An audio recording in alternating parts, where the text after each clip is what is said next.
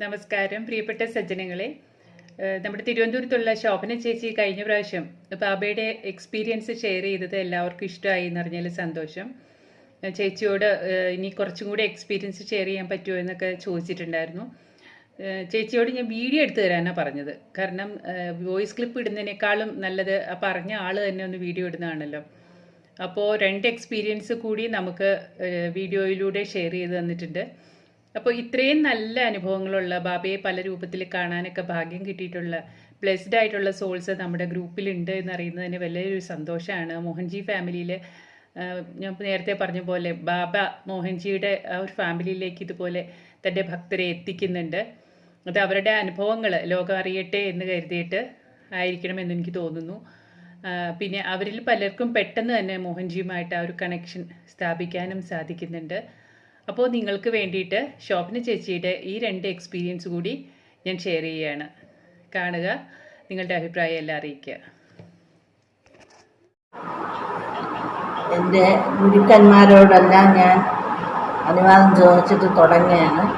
എൻ്റെ എല്ലാവിധ ഗുരുക്കന്മാർക്കും കോടി കോടി പ്രണാമം. എനിക്ക് ബാബയിൽ നിന്നുണ്ടായ അനുഭവമാണ് ഞാനിവിടെ പങ്കുവയ്ക്കുന്നത്. ശരിക്കും പറഞ്ഞാൽ ഒരു 2001 മുതൽ ഞാൻ ബാബയുടെ ഭക്തയാണ്. എനിക്ക് ധാരാളം അനുഭവങ്ങളും ഉണ്ടായിട്ടുണ്ട്. ഇത് പറയാനൊരു സാഹചര്യം എനിക്കുണ്ടായത് ഈ 2024 20 വർഷത്തിന് ശേഷമാണ് ഇത് ഞാൻ പറയാൻ എനിക്ക് സാധിക്കുന്നത്. അതിനൊരു വേദി ഒരുക്കി തന്നത് എൻ്റെ ഈ സായിബാബയുടെ ഈ ഗ്രൂപ്പാണ്. അത് പ്രത്യേകിച്ചും ദീപാജിയാണ് ഇതിൻ്റെ ഉത്തരവാദിത്വം. എനിക്ക് എത്ര പറഞ്ഞാലും മതി വരില്ല ദീപാജിയോട് നന്ദി. എൻ്റെ ഈ അനുഭവങ്ങളായി എൻ്റെ വീട്ടുകാർക്കറിയാം, പിന്നെ എൻ്റെ കൂട്ടുകാരികൾക്കുമൊക്കെ അറിയാം. പബ്ലിക്കായിട്ടൊന്നും ഞാൻ ഇതുവരെ ഒന്നും പറഞ്ഞിട്ടില്ല. ഒരു ദിവസം ഇതിനു മുമ്പ് ഞാൻ ഇത് പങ്കുവച്ചിട്ടുണ്ട് എൻ്റെ അനുഭവം. ഇത് വേറൊരു അനുഭവമാണ്.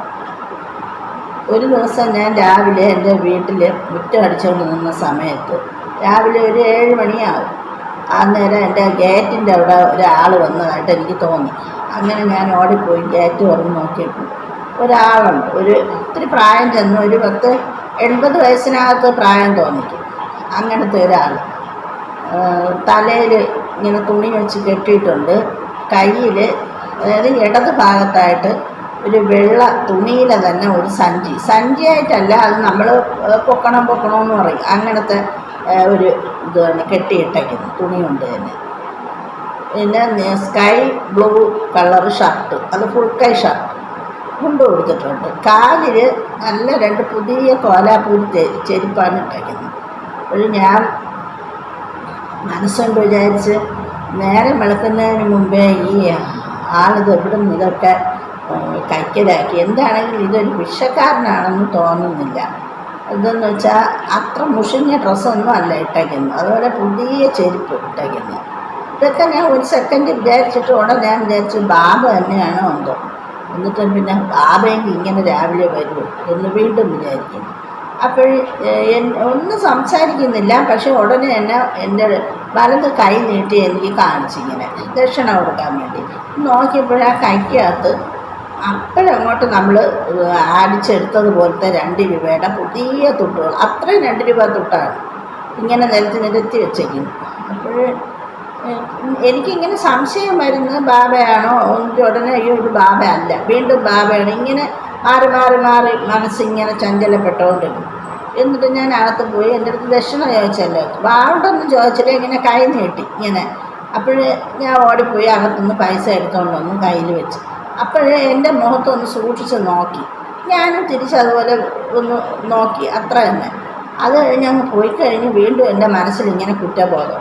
ഇതാരാണ് എനിക്കൊന്ന് മനസ്സിലാക്കി തരണമെന്ന് പറഞ്ഞ് ഞാൻ ഇങ്ങനെ പൂജാമുറിയിൽ ചെന്നിരുന്ന് കുറേ സങ്കടപ്പെട്ടു. അപ്പോഴും എൻ്റെ ഒരു മനസ്സിന് തോന്നിച്ച് ഇത് വേറെ ആരുമല്ല, ബാബയാണ്, നിനക്ക് മനസ്സിലാക്കാൻ സാധിച്ചില്ല എന്ന് പറഞ്ഞു. എനിക്കത് കേട്ടപ്പം സഹിക്കാൻ പറ്റിയില്ല. ഞാനങ്ങ് ഭയങ്കരമായിട്ട് സങ്കടപ്പെട്ടു. അന്ന് മൊത്തം കരച്ചിലായിരുന്നു. അത് ശരിക്കും പറഞ്ഞാൽ എൻ്റെ ഒരു മരണ വീട് പോലെയായിരുന്നു എനിക്ക് ദുഃഖം. അത്രയ്ക്ക് എനിക്ക് സഹിക്കാൻ പറ്റിയില്ല. ഭഗവാൻ അടുത്തെത്തിയിട്ട് എനിക്ക് ഭഗവാന്റെ ഒന്നും നല്ല മനസ്സിലാക്കാൻ സാധിച്ചില്ലല്ലോ എന്നുള്ള ഒരു പ്രയാസമായിരുന്നു.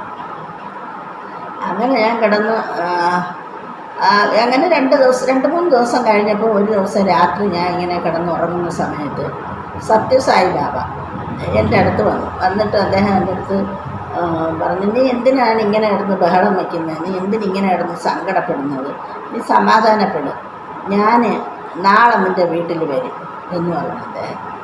അപ്പോൾ ഞാൻ രാവിലെ എണീറ്റ് ഹസ്ബൻഡിൻ്റെ അടുത്ത് പറഞ്ഞ്, പിന്നെ ഞാൻ ഇന്നലെ ഇങ്ങനെ ഒരു സ്വപ്നം കണ്ടെന്ന് പറഞ്ഞു. അപ്പോൾ ഹസ്ബൻഡ് പറഞ്ഞു, അങ്ങനെ സംഭവിക്കണമെങ്കിൽ സംഭവിക്കട്ടെ എന്ന് പറഞ്ഞു. എന്നിട്ട് പിന്നെ നമ്മൾ അതിനെപ്പറ്റി ഒന്നും ചിന്തിച്ചില്ല. ഒരു 10 മണിയൊക്കെ കഴിഞ്ഞു, 10:30 മണി ആകാറായി. അപ്പോഴേ ഇതുപോലെ ഒരാൾ വന്ന് ഗേറ്റ് തുറന്നിട്ട് ഒന്നും ചോദിക്കും പറയുകയും ഒന്നും ചെയ്യുന്നില്ല. നമ്മുടെ സ്വന്തം വീട് പോലെ തന്നെ ഇങ്ങനെ ഗേറ്റ് തുറന്ന് കയറി ഇങ്ങനെ വീട്ടിൻ്റെ വരാന്തയിൽ വന്നു. അപ്പോഴാണ് ഞാൻ കാണുന്നത്. ഞാനങ്ങനെ ഓടിച്ചെന്നു. എൻ്റെ മനസ്സിൽ ഉടനെ ഓർമ്മ വന്നു, ഇന്നലെ എന്നെ ഇങ്ങനെ പറഞ്ഞല്ലോ, അപ്പം ബാബ തന്നെ ആയിരിക്കാം എന്ന് വിചാരിച്ചു. എന്നിട്ട് ഞാൻ പിന്നെ ഹസ്ബൻഡിൻ്റെ അടുത്ത് പറഞ്ഞു.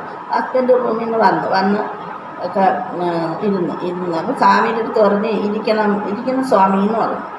അങ്ങനെ ഇരുന്നു. അദ്ദേഹത്തിൻ്റെ വേഷമാണെങ്കിൽ നല്ല ചുരുണ്ട മുടിയാണ്, കഴുത്തിൻ്റെ അതുവരെ ഉണ്ട്.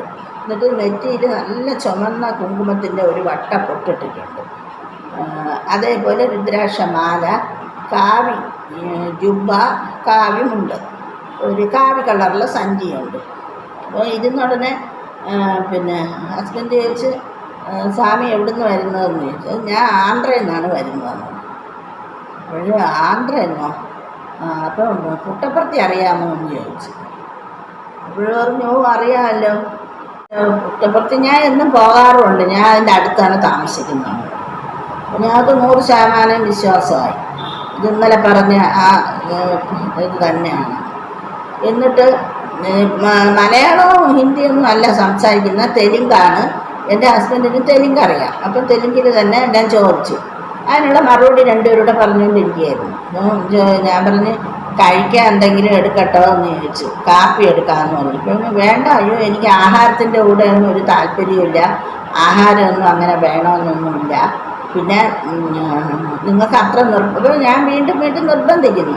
അപ്പോഴും പറഞ്ഞ്, അത്ര നിർബന്ധമാണെങ്കിൽ ഒരു പഴം ഉണ്ടെങ്കിൽ ഒരെണ്ണം തരാം. ഞാൻ ഉണ്ടെന്ന് പറഞ്ഞു. അങ്ങനെ ഓടിപ്പോയി ഞാൻ അകത്ത് നിന്ന് പഴം എടുത്തുകൊണ്ട് വന്നു, അത് കൊടുത്തു. അതിൽ നിന്നൊരു പഴം കഴിച്ചു. അത് കഴിഞ്ഞ് ഹസ്ബൻഡ് ചോദിച്ചു, എന്താണ് സ്വാമി ഇപ്പം ഇങ്ങോട്ട് വരാൻ കാര്യമെന്ന് ചോദിച്ചു. അപ്പോൾ അത് എൻ്റെ സഹോദരി താമസിക്കുന്നത് കന്യാകുമാരിയിലാണെന്ന് പറഞ്ഞു. അപ്പോൾ കന്യാകുമാരിയിൽ നിന്ന് തിരിച്ച് ഇതുവഴി ആണ് എനിക്ക് പോകേണ്ട ട്രെയിൻ. അപ്പോൾ ഞാൻ വിചാരിച്ചു ഇതുവഴി ഒന്ന് കയറിയിട്ട് പോകാമെന്ന് വിചാരിച്ചു. അപ്പോഴും ഞങ്ങളെ മനസ്സിൽ തോന്നുന്നു, പക്ഷെ ചോദിക്കാനുള്ള ഒരു മാനസികാവസ്ഥ ഇല്ലായിരുന്നു. സ്വാമി പോകുന്ന വഴിക്ക് നമ്മളുമായിട്ട് ഒരു ബന്ധമില്ലല്ലോ, പിന്നെ എങ്ങനെ എന്ന് പിന്നെ മനസ്സതിനെ അനുവദിച്ചില്ല. സ്വാമി ആയതുകൊണ്ടാണല്ലോ വന്നതെന്ന് നമുക്കുള്ളിലുണ്ട്, പിന്നെ അതെങ്ങനെ അവതരിപ്പിക്കും. എന്നിട്ട് പറഞ്ഞു, നിങ്ങൾ ഭയങ്കര ബാബാ ഭക്തരാണല്ലേ എന്ന് ചോദിച്ചു. ഞങ്ങൾ പറഞ്ഞു, അതെ ബാബാ ഭക്തരാണ്. എന്നിട്ട് നിങ്ങൾ രണ്ടുപേരും ഇങ്ങനെ അടുത്ത് വരാൻ. അങ്ങനെ ഞങ്ങൾ അങ്ങ് അടുത്തോട്ട് എന്നപ്പോൾ ഞങ്ങളുടെ രണ്ടുപേര് തലയിൽ കൈ വെച്ച് അനുഗ്രഹിച്ചു. അങ്ങനെ നിങ്ങൾക്ക് ഒരിക്കലും ഒരു ബുദ്ധിമുട്ടും പ്രയാസവും ഒന്നും ഉണ്ടാവില്ല, നിങ്ങൾ നല്ല ഈശ്വര ചിന്തയോടുകൂടി തന്നെ ജീവിക്കും, മുന്നോട്ട് പോകുന്തോറും നല്ല ജീവിതം തന്നെ ഉണ്ടായിരിക്കും, ഭഗവാന്റെ അനുഗ്രഹം എപ്പോഴും ഉണ്ടായിരിക്കും എന്ന് പറഞ്ഞപ്പോൾ എന്നിട്ട് എണീക്കാൻ പോയി. അപ്പോൾ ഹസ്ബൻഡ് ഞാനും പറഞ്ഞു, ശാലം കൂടെ കഴിഞ്ഞ് പോകാം സ്വാമി, ഞങ്ങൾക്ക് പോകാനേ താല്പര്യമില്ല അങ്ങനെ പറഞ്ഞു. അപ്പോൾ ഇല്ല, എനിക്കിപ്പോൾ പോയാലേ പറ്റുള്ളൂ, എനിക്ക് പോകേണ്ട അത്യാവശ്യമുണ്ട്, എൻ്റെ വാഹനം പോകാൻ സമയമായി, അതായത് എനിക്ക് പോകാനുള്ള വണ്ടി സമയമായി, അത് ഞാൻ ചെന്നിട്ട് എനിക്ക് ഉടനെ പോകണം, അതുകൊണ്ട് ഞാൻ പിന്നെ പോയാണ് എന്ന് പറഞ്ഞ് അങ്ങിറങ്ങി. അത് കഴിഞ്ഞ് പിന്നെ ഒരു പ്രാവശ്യം ഇതേപോലെ ഞങ്ങൾ പുട്ടപ്പർത്തി പോയി, ഞാൻ ഹസ്ബൻഡുണ്ട്. പുട്ടപ്പർത്തി പോയ സമയത്ത് ബാംഗ്ലൂരിൽ നിന്ന് ഇറങ്ങിയപ്പോഴേ ഹസ്ബൻഡിന് ഭയങ്കര ചുമയും ശ്വാസം മുട്ടലും ഒക്കെ ആയിരുന്നു. അപ്പോൾ എൻ്റെ അടുത്ത് പറഞ്ഞു, എനിക്ക് ഒട്ടും വയ്യ, എന്തോ ബുദ്ധിമുട്ടെന്ന് പറഞ്ഞു. ഞങ്ങളങ്ങ് നേരെ പുട്ടപ്പർത്തി ചെന്ന് റൂമിൽ, ബാബയുടെ ആശ്രമത്തിനകത്ത് റൂമിൽ പോയി എല്ലാം ഫ്രഷായിട്ട് ഞാൻ പറഞ്ഞ ആദ്യം എന്താണേലും ഭഗവാന്റെ ആശ്രമത്തിൽ പോയിട്ട് പിന്നെ നമുക്ക് സമാധിയിൽ പോയി തൊഴുതതിന് ശേഷം ബാക്കിയൊക്കെ മതിയെന്ന് പറഞ്ഞു. അങ്ങനെ സമാധിയിൽ പോയി ഒക്കെ തൊഴുതിട്ട് തിരിച്ചിറങ്ങി. പിന്നെ ബാബയുടെ അമ്മയുടെ അച്ഛൻ്റെ സമാധി സ്ഥലം ദത്തോത്രയ, അവിടെ എല്ലാം പോയി. അങ്ങനെ ദത്തോത്രയൻ്റെ അടുത്ത് പോയി അപ്പം പറഞ്ഞു, ഈ ഹോസ്പിറ്റലിൽ പോകണത് നമുക്കിവിടെ 3 തൊഴുതിട്ട് ഇവിടെ ജനറലായിട്ടുള്ള ഹോസ്പിറ്റലുണ്ടല്ലോ ഭഗവാന്റെ, അവിടെ പോയി നമുക്ക് കാണിച്ച് മരുന്ന് വാങ്ങിക്കാം എന്ന് പറഞ്ഞു. അങ്ങനെ ദത്തോത്രയൻ്റെ അവിടെ പോയി തൊഴുതിട്ട് ഇറങ്ങിയപ്പോൾ ഒരു മനുഷ്യൻ ഒരു ബെഞ്ച് ഇട്ടിട്ട് അവിടെ ഇരിക്കുന്നു. അദ്ദേഹത്തിൻ്റെ കയ്യിൽ ഒരു 2-3 ഈ ചെറിയ കുപ്പിയുണ്ട്. ആ കുപ്പിക്കകത്ത് എന്തോ ഗുളികയൊക്കെ ഇട്ട് വെച്ചേക്കുന്നു, വെള്ള കളറിലെ. അപ്പോൾ ഞാൻ പറഞ്ഞു, ഇതെന്ത് ഹോമിയോ മരുന്നാണെന്ന് തോന്നുന്നു കണ്ടിട്ട്, നമുക്കൊന്ന് കാണിക്കാം, എന്താണെങ്കിലും ചുമയും ശ്വാസം മുട്ടലും ആണല്ലോ എന്ന് പറഞ്ഞാൽ. എന്നാൽ ശരിയാണെന്നും പറഞ്ഞ് 2 പേരും കൂടെ അവിടെ നിന്ന് പിന്നെ സ്വാമി അദ്ദേഹത്തിൻ്റെ അടുത്ത് സംസാരിച്ച്. അദ്ദേഹം ചോദിച്ച് എന്താണ് കുഴപ്പമെന്ന് ചോദിച്ചു. അദ്ദേഹം കാര്യം പറഞ്ഞു, ഹസ്ബൻഡ് കാര്യം പറഞ്ഞു, അത് തെലുങ്കിൽ തന്നെ പറഞ്ഞത്. എന്നാൽ പിന്നെ ഇരിക്കാൻ പറഞ്ഞു. അങ്ങനെ ഇരുന്നു. അപ്പോൾ നിങ്ങൾ കേരളീയരാണല്ലേ എന്ന് ചോദിച്ചു. പറഞ്ഞു അതെ, ഞങ്ങൾ കേരളത്തിൽ നിന്ന് പറഞ്ഞതാണ്. പിന്നെ ഞാനൊരു മരുന്ന് തരാം, അത് കഴിക്കുമ്പോൾ മാറും എന്ന് പറഞ്ഞു. എന്നിട്ട് ഒരു കുഞ്ഞു പൊതി, അതിനകത്ത് എന്താണെന്ന് ഒന്നും ആർക്കും നമുക്കൊന്നും കണ്ടൊന്നും കൂടാ.